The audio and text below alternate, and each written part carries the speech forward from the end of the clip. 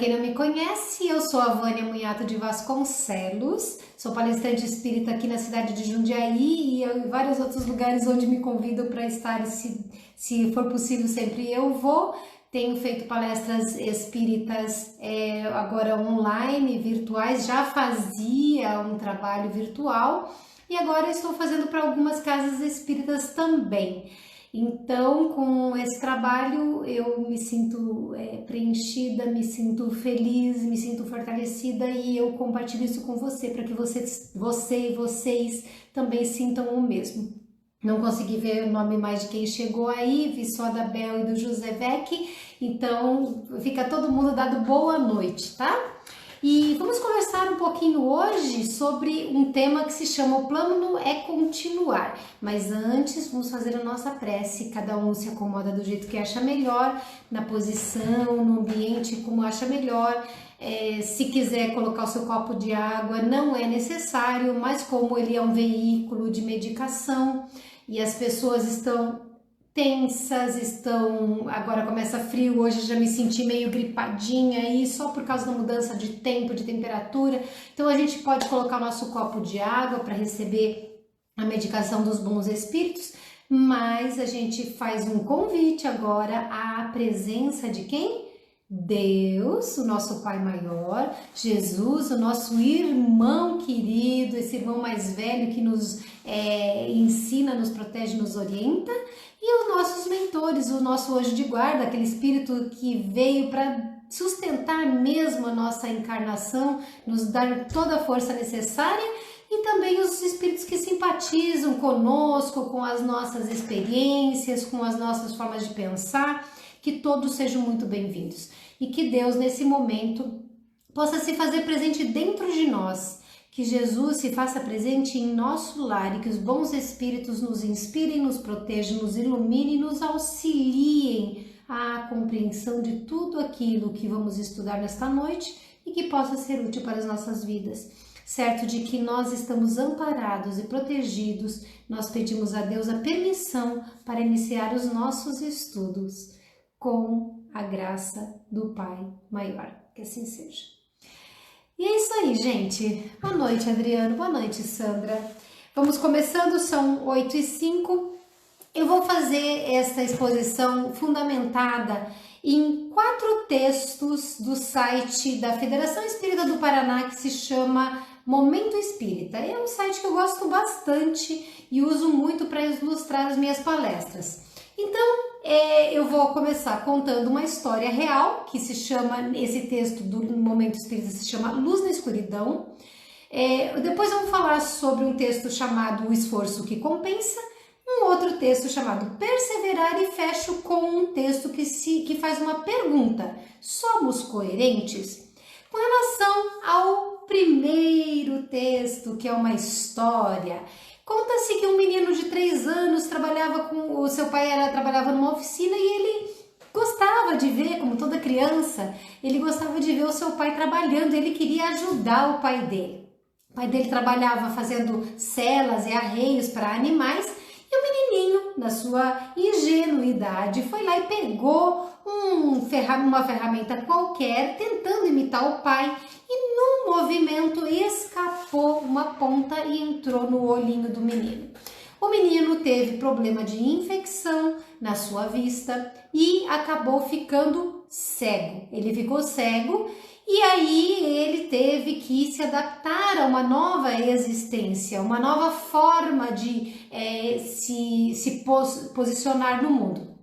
Ele aprendeu, como toda pessoa com deficiência visual é capaz ou deve ser capaz de fazer, aprendeu a trabalhar com o pai, a ajudar, a ir para a escola, ele tinha uma memória excelente, tudo isso, mas esse menino não se satisfazia, ele queria ler, ele queria escrever cartas, ele queria trocar informações com os colegas e para isso ele precisava de visão. Então, ele, ou uma vez, o pai dele ouviu falar de uma escola para cegos e aí eles foram morar em Paris. Não moravam em Paris, mas foram morar em Paris e aí ele se matriculou num instituto que se chama Instituto Nacional para Crianças Cegas, lá na França. Lá tinha livros feitos com letras muito grandes, em relevo, e esses menininhos, pelo tato, acabavam percebendo o formato das letras e conseguiam ler. Só que era muito difícil para as crianças, por quê? Porque é óbvio que um livro de 50 páginas virava um livro gigante, porque você imagina o que é fazer letras maiores para compor uma palavra, levava muito tempo, era difícil. Bom, esse menininho aí, apesar de todas as dificuldades, ele conseguiu ler tudo que tinha para cegos na biblioteca do Instituto. Mas ele queria mais, e aí ele queria também se tornar músico, ele queria também ser estudante de piano, tocar violoncelo, ou seja, ele tinha suas ambições e aquilo não era o suficiente. Bom, conforme ele foi amadurecendo um pouquinho, e ele pensava, o que eu faço para melhorar a minha condição de comunicação? Óbvio que são palavras minhas. E aí um dia ele escuta falar, ou alguém escuta e comenta com ele, que existia um capitão do exército, esse capitão se chamava Capitão Barbier. O capitão do exército, ele tinha inventado um método para ler mensagens no escuro. Esse capitão fez isso por quê? Por causa das questões de exercícios de guerra ou da guerra propriamente dita, ele precisava se comunicar e às vezes não podia ler um papel no escuro no meio de uma guerra, por exemplo, de uma batalha. Então ele fez aquilo que nós conhecemos como código Morse, pontos e traços. E esse menino escutou falar sobre isso, deu um jeito de conhecer o Capitão Barbier, o capitão explicou para ele como é que funcionava o método dele, e aí o menininho pensou, se os soldados podem ler no escuro, os cegos também podem. E não parou por aí, gente. Ele decidiu trabalhar, pensar, amadurecer o método do capitão. E aí ele converteu este método num outro método que mais tarde foi conhecido como o método Braille. Sim, nós estamos falando do Louis Braille, o que inventou a leitura, o método em que os nossos amigos, os nossos irmãos que têm deficiência visual fazem a leitura pelo tato. Então, ele, claro, demorou um pouco, mas veja, parece que eu estou falando de uma eternidade, de uma vida, né? Aos 20 anos, esse método ficou pronto. O menino perdeu a visão aos 3, passou por tudo isso que eu contei para vocês e aos 20 anos o método estava pronto. Então é interessante como Deus faz as coisas. Alguém criou um método que era para um outro objetivo, que era o código Morse, que foi muito útil, inclusive para comunicações diversas, né? E aí, de repente, isso se transforma por inspiração, vamos dizer assim, como um ponto de partida para um outro método que virou tão importante. Bom, o que eu gostei dessa história é que, apesar da rejeição, sim, gente, para a construção de coisa boa, tem gente que rejeita. Para a mudança da forma de ser, da forma de trabalhar, da forma de tratar as coisas, existe rejeição. Aqueles que gastaram dinheiro com aquela história de fazer livros com letras garrafais, um material caro, não dava para fazer muitas obras, eles não queriam perder o seu investimento, eles não estavam literalmente preparados para pensar, nossa, é verdade, esse método é muito mais produtivo, vamos fazer a partir de agora assim? Não, foi uma batalha. Antes de morrer, aos 43 anos de idade, morreu novo, Louis Braille, ele disse a um amigo, semanas antes, ele estava no hospital, ele disse ao amigo o seguinte, tenho certeza de que a minha missão na Terra terminou. É muito lindo, é muito linda essa história, porque nós estamos falando que nós não podemos desistir, é isso, vocês já estão entendendo a situação aqui da nossa conversa. Ele investiu, ele não aceitou simplesmente ser cego, ele não aceitou simplesmente ler os livros com um relevo maior, ele procurou alternativas e é claro que ele dedicou tempo, esforço, dias e noites, conforme conta a história dele. E aí, terminando essa história, nós passamos para um outro ponto, um outro aspecto de um outro artigo do Momento Espírita, que se chama o esforço que compensa. Vocês já viram algum esforço, ou melhor, algum desafio, alguma conquista que não tenha demandado esforço? Até para nascer, vamos falar a verdade, quando uma mulher engravida, ela passa 9 meses carregando aquela criança no ventre, vai num monte de exames médicos, tem que se alimentar direito, tem que cuidar da saúde de várias formas. Quando chega o momento do parto, ela já teve que arrumar a roupa, ela teve que ir para o hospital, ela teve que deixar tudo pronto para receber o neném, ela teve que arrumar quando pode, quando quer, fazer as lembrancinhas, tem um monte de trabalho. Eu me lembro que quando eu estava grávida e era meu único filho, eu disse para minha mãe, que morava em Curitiba à época e eu morava em Santo André, eu disse à minha mãe assim: mãe, venha pra cá para me ajudar a arrumar a mala da maternidade. Insegura, e já nem era tão nova assim. E aí a minha mãe disse: mas você ainda está de 7 meses, nem chegou nos 7 meses. Eu falei: mãe, e se ele nascer de 7 meses? Eu já estava preocupada que eu tinha que ter mala de maternidade, etc. Bom, enfim, a gente tem trabalho. Chegou na hora do parto, se for cesariana ou parto normal, vai ter trabalho, vai ter esforço. Não existe nada. O atleta precisa treinar e fazer cada vez mais dedicação do seu tempo e do seu esforço. Ou para passar no vestibular, precisa estudar, se dedicar, focar naquilo que quer aprender, que precisa aprender para passar. Para arranjar um diploma na faculdade, precisa se esforçar, são 4, 5, às vezes até mais anos de esforço para ter aquele diploma. Só que depois que terminou, pegou o diploma, ainda vai levar um tempo de esforço, de persistência, de dedicação para poder conquistar um status profissional, conquistar a sua clientela, para poder viver daquilo.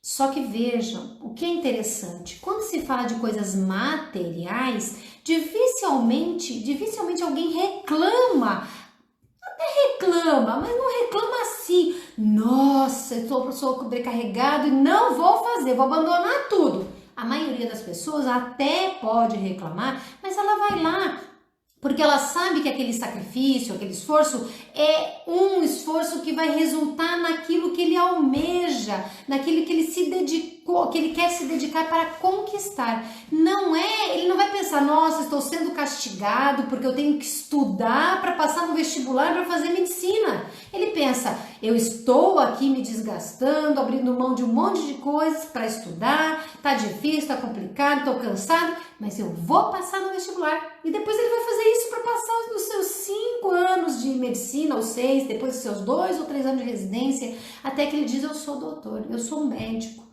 Então, todos esses sacrifícios não são considerados como uma tortura da vida ou da sociedade, são esforços que a gente faz com prazer, com alegria. Só que estas que nós encaramos normalmente de forma positiva, nós precisamos expandir para que a gente pense assim também nos esforços de perspectiva espiritual. Nós temos dificuldade, se nós não sairmos da zona de conforto, tanto no material quanto no espiritual, nós não realizamos, nós não fazemos aquilo que devemos e não conquistamos. É preciso renunciar muitas coisas e focar em muitas outras coisas para que a gente consiga o que nós almejamos. Por quê? Porque existe uma lei no universo em que, por mais que seja uma lei considerada por nós espíritos como uma lei natural, que é a lei do mérito, não está lá escrito assim, desse jeito, mas a gente sabe, é causa e efeito. A lei do mérito é uma lei universal. A gente fica pensando no mérito mais ou menos material, a gente esquece muitas vezes, mesmo nós espíritas, que isso também é o aspecto espiritual das nossas vidas. E é um combustível. Se eu sei que o meu esforço me dá um determinado benefício, me faz atingir determinada meta, é claro que eu me sinto motivada a me esforçar. E na vida espiritual, a gente vai ter que fazer igual. O que nós esquecemos é que muitas vezes o nosso esforço na vida material é um esforço espiritual também, porque nós desenvolvemos a inteligência, a capacidade de raciocínio, até mesmo a afetividade, os sentimentos para que nós nos aprimoremos em tudo. Aí a gente desenvolve a parte intelectual, o intelecto e o moral, que é o que nos eleva espiritualmente. Se nós não fizéssemos isso, nós ficaríamos estagnados. Se nós não desenvolvêssemos, não nos esforçássemos, não nos sacrificássemos muitas vezes, nós ficaríamos parados sendo o que somos. Quando uma pessoa diz para vocês, você vai ter que me aguentar porque eu sou assim mesmo, tadinha dessa pessoa, tem que ter misericórdia, porque nós não podemos ser os que nós éramos ontem. Nós temos que terminar esse nosso bate-papo aqui sendo diferentes, sendo melhores, porque é para isso que nós nascemos, para isso que nós estamos aqui. E a gente não pode esquecer que tudo, cachecol, brinquinho, roupa, florzinha, quadro na parede, essa casa, esse celular, o computador de vocês, o copinho d'água, a mesa, o sofá, tudo isso, o carro na garagem, o emprego, tudo é transitório, gente. Tudo é transitório, tudo vai passar e tudo mais do que vai passar, vai ficar aqui. E o que a gente leva para o lado de lá? Não vamos levar os nossos títulos, nós vamos levar o que somos, o que sentimos, o que sabemos. Nós vamos levar aquilo que nós construímos espiritualmente falando. Qualquer coisa que nós possuamos materialmente, ela fica, inclusive o corpo. Elas ficam, inclusive o corpo, mas se forem virtudes, elas vão conosco, não vamos nunca perdê-las, não tem como. Então, por tudo isso que nós dizemos é que, como diz o texto do Momento Espírita, é necessário esforçar-se para ser digno e bondoso, notadamente em um mundo ainda marcado pela corrupção. Esse esforço realmente compensa. Por que eu cito textualmente esta frase? Porque onde nós estamos, 2020, um ano complexo em todos os aspectos, aspecto financeiro, aspecto de saúde, aspecto de relacionamento. Quem de vocês andou abraçando alguém ultimamente? Quem de vocês andou fazendo visita social, cantando parabéns, indo a velório ou fazendo festinha? Quem de vocês, ou de mim, é claro, está andando pela rua super tranquilo e feliz e animado, sem preocupação com o seu emprego ou com a sua empresa ou com a saúde sua ou a do seu próximo mais próximo? Nós estamos vivendo num momento muito difícil e o pano de fundo de muitas dessas coisas, se não de todas, tem a ver com a corrupção. Sim, corrupção de valores, corrupção de poder, corrupção de interesses, corrupção de tudo quanto é tipo. E nós precisamos fazer todos os esforços para não deixarmos essa corrupção acabar conosco. Porque, gente, não se iludam. Desde vários anos se vem crescendo cada vez mais o índice de pessoas depressivas, doença depressão, pessoas com síndrome de pânico e pessoas com tendências suicidas. E recentemente eu vi, por exemplo, assim, de passagem, dizendo que lá na Itália, onde tem uma crise gravíssima de saúde por causa do problema do Covid-19, que vocês sabem, tanto quanto eu, quanto o país Itália está sofrendo, né? Todo mundo está sofrendo, mas lá foi muito grave, está sendo grave. Lá as pessoas estão cometendo suicídio antes de saberem o resultado do exame. Essa semana eu li um senhor de 65 anos no hospital, sem saber o resultado, só com a suspeita, pulou da janela.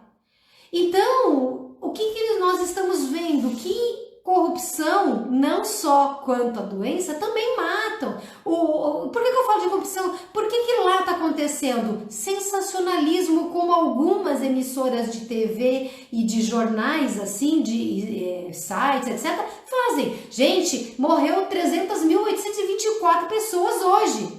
Sem falar em nenhum momento que tinha se recuperado um X seja mais, seja menos, mas sim, existem pessoas se curando.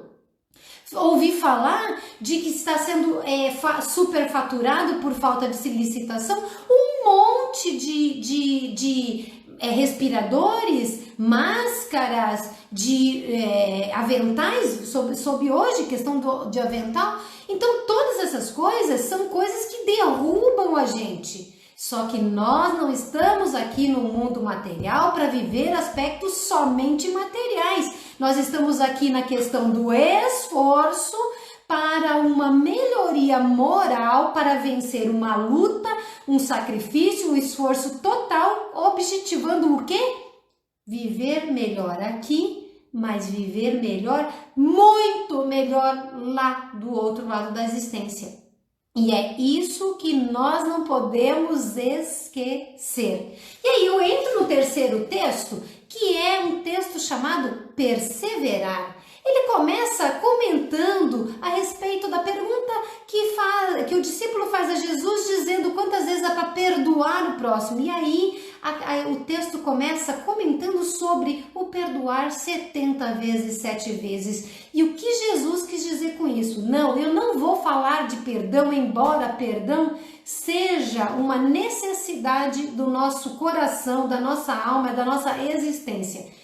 Jesus, ao mandar repetir, ele falou o seguinte: tem que repetir, tem que construir hábito, tem que exercitar. Ninguém se transforma, ninguém se converte, ninguém aguenta se não continuar insistindo. E nós falamos do que aqui? Questão moral e questão material.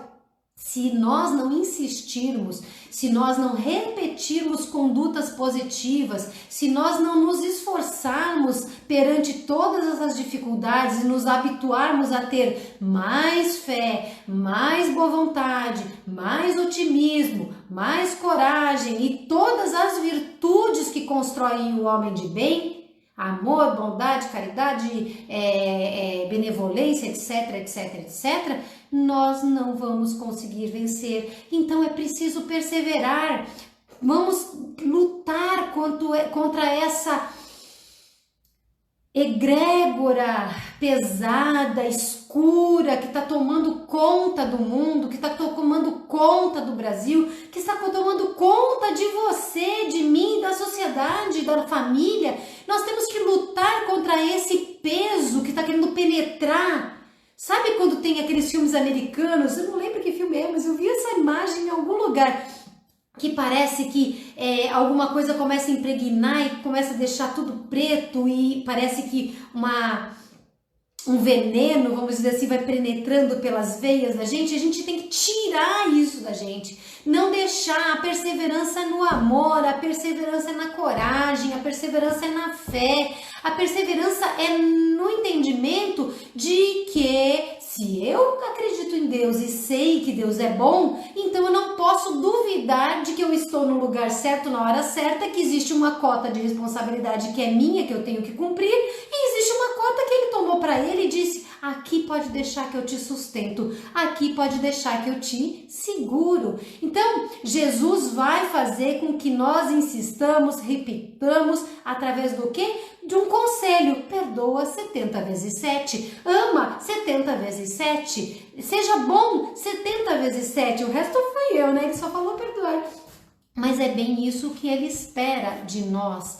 Então, nós não vamos nos transformar em santos, em benevolentes, em bondosos, em perfeitos, seres perfeitos, de um dia para outro, é óbvio. Eu tô nessa batalha só de vida, são 52 anos. Só de espiritismo são 30 anos. E eu ainda tô aqui, ó. Se eu fosse fazer a lista pra vocês de imperfeições, vocês não imaginam, vocês não acreditam. Eu vou dizer, é verdade, tem tudo isso de imperfeição aqui. Mas aonde que eu e muitas pessoas, nós nos diferenciamos? Não vamos esmorecer, não vamos desistir, vamos continuar insistindo, vamos continuar repetindo, vamos continuar treinando. Ah, caí um pouco de energia, chorei, me abalei, fiquei com vontade de chutar, sabe? Tudo pra cima, largar as mãos. Não, gente, Vai tomar um banho, respira fundo, reza mais um pouco, né? Faz tudo aquilo que você pode fazer para pacificar o coração e entrega nas mãos de Deus. Diz, isso, Senhor, eu não dou conta. Mas o resto eu vou continuar fazendo, eu vou continuar lutando para não cair em nenhum tipo de esmorecimento. Eu vou perseverar. Mas para isso eu preciso persistir, eu preciso insistir, eu preciso repetir. Vai ter que ter esforço, vai ter que investir mais tempo, mais, sei lá, muita energia, vai ter que caprichar. E o que a gente está esquecendo nos dias atuais é que nós não vamos, só porque o mundo está difícil, e olha, relevem esse só entre aspas, porque eu sei que não tá fácil, que só porque o mundo tá difícil eu vou largar tudo. O que eu vou fazer? Qual é o plano B que a gente tem? Qual é o plano B que você tem? Ou você vive e trabalha e se esforça para ter a melhor vida que é possível ter, moral e material, e de afetividade, de relacionamento, de fé e etc. Ou você vai se suicidar de uma forma direta ou indireta. E o que acontece com os nossos amigos, nossos irmãos suicidas? Deus que os abençoe, os ilumine, os proteja, porque não fugiram da dor, não fugiram da doença, não fugiram dos problemas, não fugiram dos sofrimentos. Não falo isso para assustar ninguém, cada um tem que arcar com aquilo que decidiu para si. Mas se a gente conhece um suicida, prece redobrada, sentimento de amor, vibração pesada mesmo na direção desse nosso irmão, para que nós ajudemos a Deus e os bons espíritos a ajudá-los. Mas e quanto a nós, que muitas vezes temos vontade de desistir, nós temos que pensar que não vai ser fichinha, que não vai ser fácil. Tá difícil agora? Vai piorar. Vai piorar um pouco só? Não, vai piorar infinitamente. Nós não temos condições de mensurar. Então, quanto tempo uma alma vive, um espírito vive? Desde o momento que foi criado até o tempo imortal. É infinito esse tempo. Infinito. Quanto tempo dura uma vida encarnada? Digamos uma vida de alguém que viva 90 anos. Pronto, acabou. A vida da pessoa em 90 anos, talvez menos do que isso, dentro do infinito do tempo.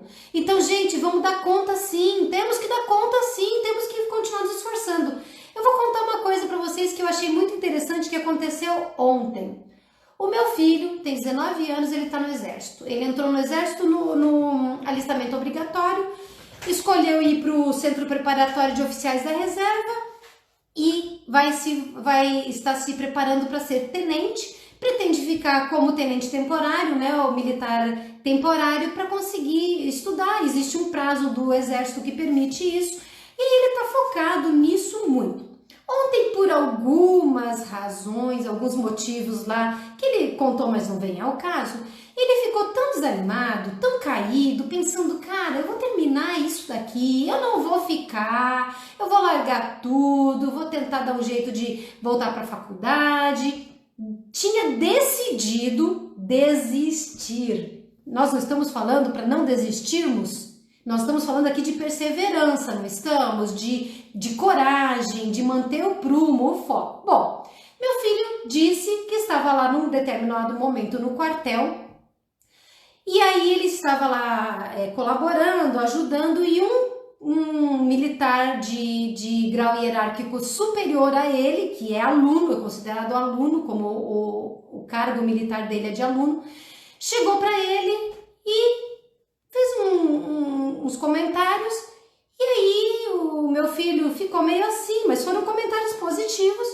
De repente o cara chegou para ele, o militar disse para ele assim, eu vou apontar o dedo porque foi assim que ele contou, você vai ser tenente, não desista, você vai ser tenente.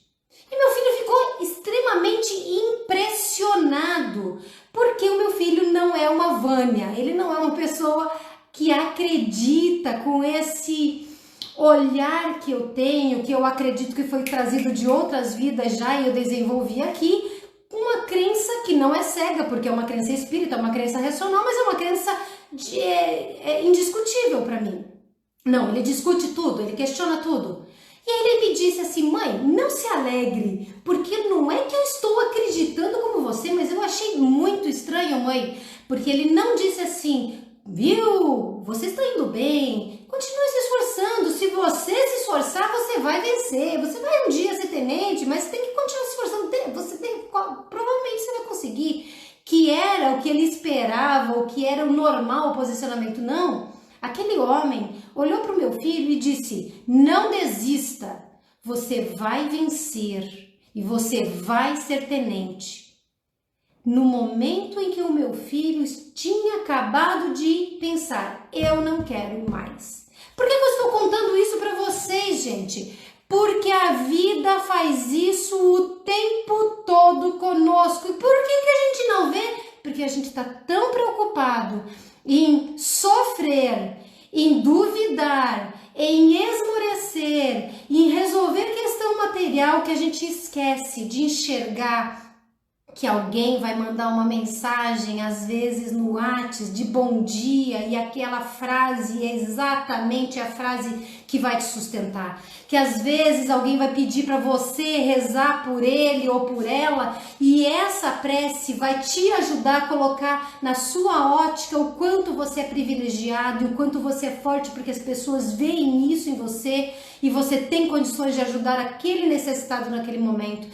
Quando a vida começa a nos testar, ela testa não para te derrubar no chão e pisar em cima e sapatear, ela te testa para você ser campeão, para você ser vencedor e para você superar a tua problemática. É para perseverar, é pelo esforço. Então nós não podemos jamais deixar de olhar à nossa volta com os olhos de quem está procurando as mãos de Deus em tudo.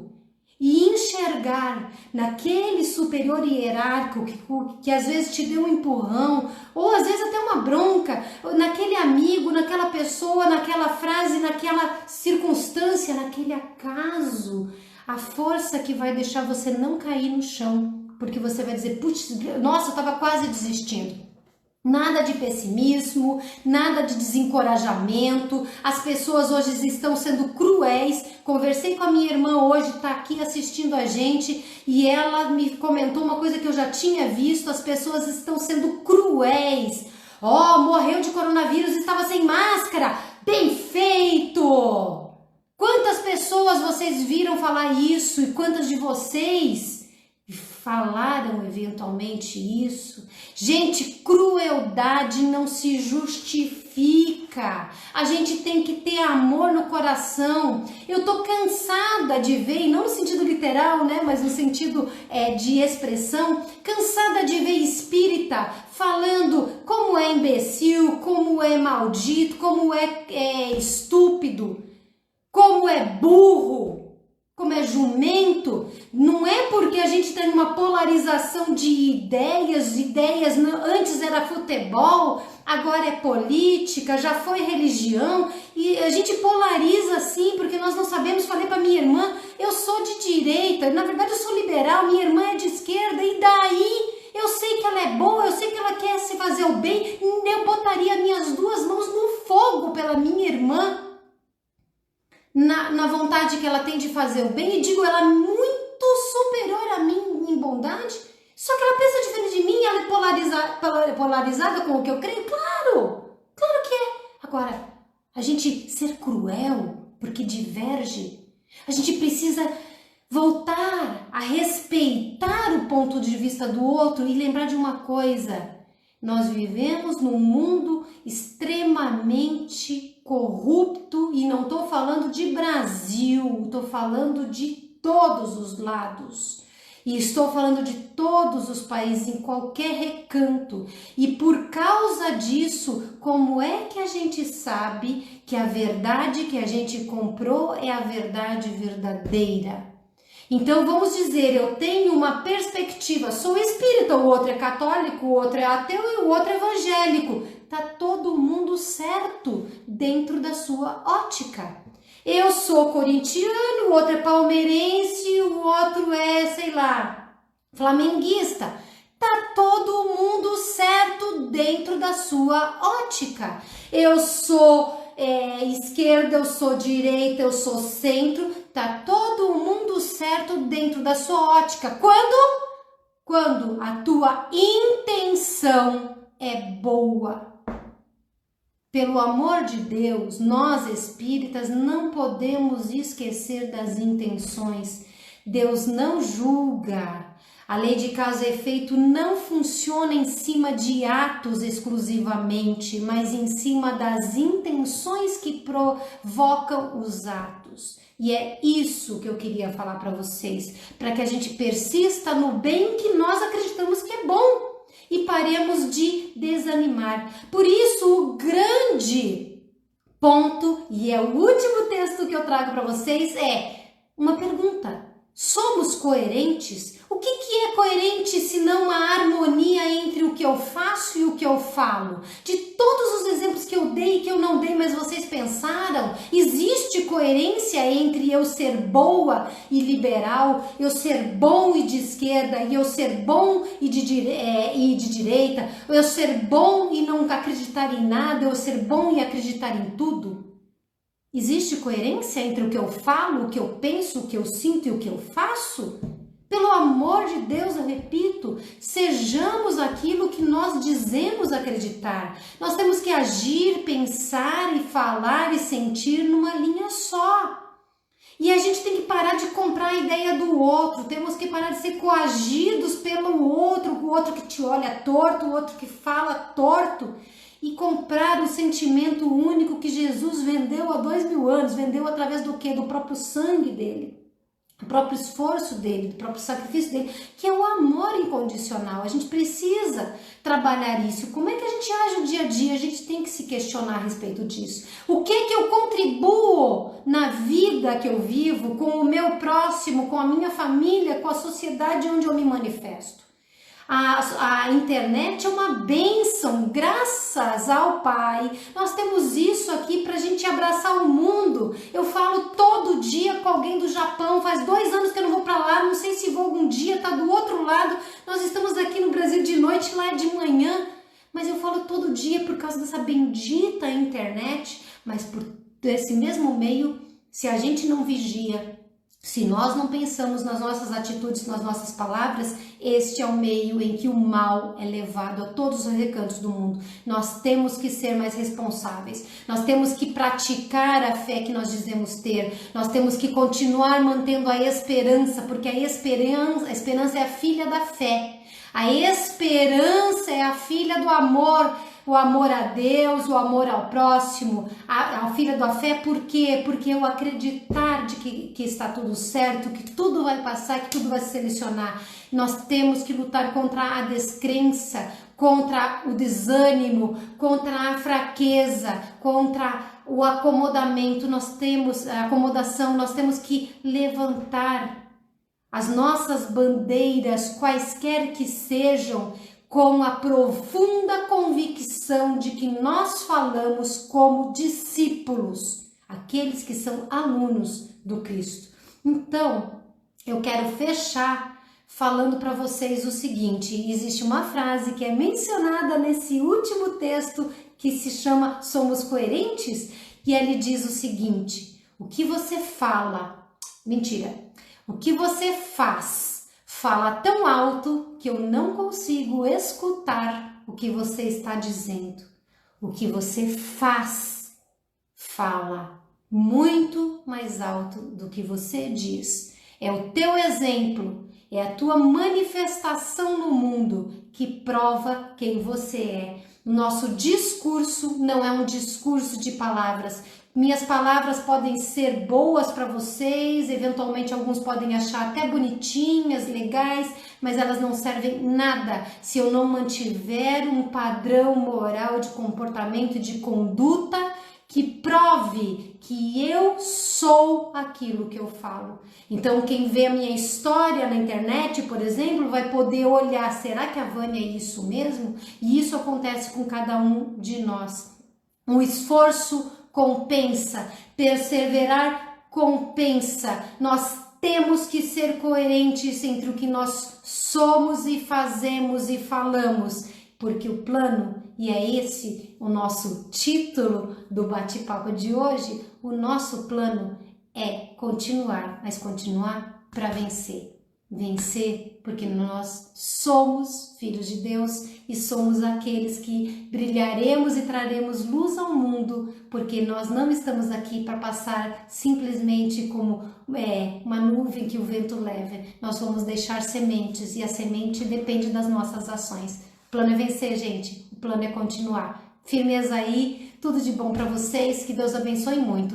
A gente encerra por aqui pedindo que os bons espíritos vibrem pelas nossas águas, pelos nomes nos nossos cadernos de vibração, pelos nomes que estão nos nossos pensamentos e nos nossos corações, pelos aqueles que estão sofrendo de questões psicológicas, psiquiátricas que estão muito altas nesse momento, pelos que estão com medo da doença, os que estão com medo da morte, pelos que estão com dificuldade de lutar, pelos que estão desistindo, pelos que estão sem esperança. Nós vamos vibrando nesse instante, certos de que Jesus está conosco, porque afinal de contas estamos reunidos em seu nome, por todos os que sofrem em qualquer aspecto, por toda a natureza, por todo o nosso planeta, porque nós somos pessoas que vivemos numa humanidade que está em vias de se regenerar. E seja ou não seja, eu acredito que toda essa dificuldade que passamos nos dias de hoje faz parte dessa... Vamos separar joio de trigo? Quem é que vai escolher o bem e o mal aí? Se isso tudo está acontecendo para nós darmos esse salto, então vamos escolher o lado que nos leva à nossa manutenção na Terra, no mundo regenerado e o qual nós ajudamos a construir. Deus abençoe, Jesus proteja, que os nossos mentores nos inspirem, nos amparem e nos mantenham cheios de luz, de energia e de ânimo. Não quero ver ninguém triste, mas se alguém precisar dar uma choradinha, esse ombro aqui, é só me achar no meu perfil aqui do Facebook, do Nova Luz, de qualquer rede social que eu esteja, porque eu posso ter tempo apertado, mas eu nunca deixo de escutar e de dar uma palavra de alento. Se precisar, eu tô aqui. E eu tenho certeza que mais gente vai se oferecer para fazer a mesma coisa. Deus abençoe, gente! Boa noite, muita paz!